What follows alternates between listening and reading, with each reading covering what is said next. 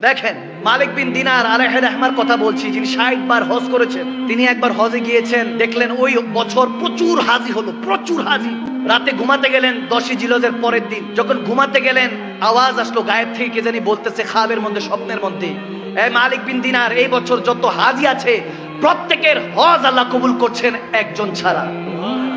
সবার হজ কবুল একজন ছাড়া। তখন মালিক বিন দিনার খাবে স্বপ্নে জিজ্ঞেস করছেন, হুই হি, কে সে? তখন আওয়াজ আসতেছে মুহাম্মদ বিন হারুন বলখি আলাইহির রহমা, এক আল্লাহওয়ালার কথা বলছেন যে হারুন বলখির হজ আল্লাহ কবুল করে নাই, তার মুখে মেরে দিয়েছে। তো যখন এই অবস্থা হয়েছে বলতেছে তাকে গিয়ে জানান। মালিক বিন দিনার ঘুম থেকে উঠলেন, ফজর নামাজ পড়লেন, খোঁজা শুরু করলেন।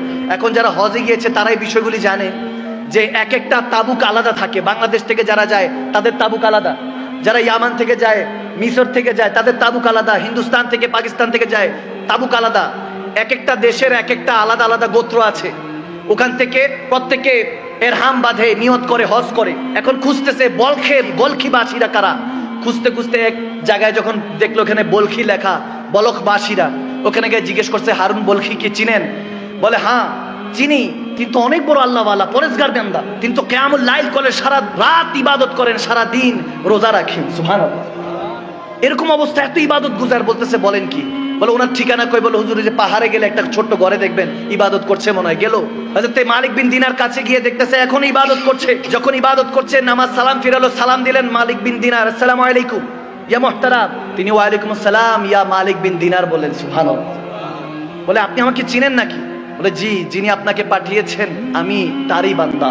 যখন মালিক বিন দিনার বলে আপনি এত পরেজগার ব্যক্তি, আপনি জানেন আমি কে? বলে এটাও জানি, নিশ্চয়ই কেউ না কেউ খাবে আপনাকে বলেছে যে আমার হজ এবছরও কবুল হয় নাই। অবাক হয়ে গেলেন, স্ট্রেঞ্জ হয়ে গেলেন। বলে ব্যাপার কি, আপনি খবর জানেন? বলে হ্যাঁ, দেখতেছে ওনার একটা হাত কাটা। হারুন বলখি তেনার ডান হাত কাটা। বলতেছে ঘটনা কি আমাকে বলেন। হারুন বলখি বলতেছে হুজুর বলতে পারবো না, বললে আপনি আমাকে হয়তো মারবেন, আমার গায়ে হাত তুলবেন। বলে না, যে এত বড় পরেজগার, যাকে সবাই ভালো বলছে, যিনি আমার খবরও জানে, তার হজ আল্লাহ কবুল করে নাই। ঘটনা কি জানতে চাই? বলে হুজুর শুনেন তাহলে, এটা আমার 25তম হজ।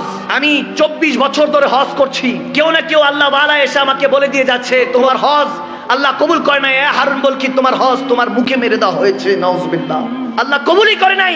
তিনি কান্না করে উঠলেন, হাউমাউ করে উঠলেন। বলে হুজুর 25 বছর আগে আমি শরাবী ছিলাম, শরাব পান করতাম, মদ পান করতাম, বেহুশ হয়ে থাকতাম, খুদের মধ্যে থাকতাম না, বেখুদ হয়ে যেতাম। হুজুর আমার হুশ থাকতো না। রমজানের ওয়াক্ত ছিল, সবাই ইফতারের জন্য তৈরি করছে, নিজেদেরকে প্রস্তুত করছে।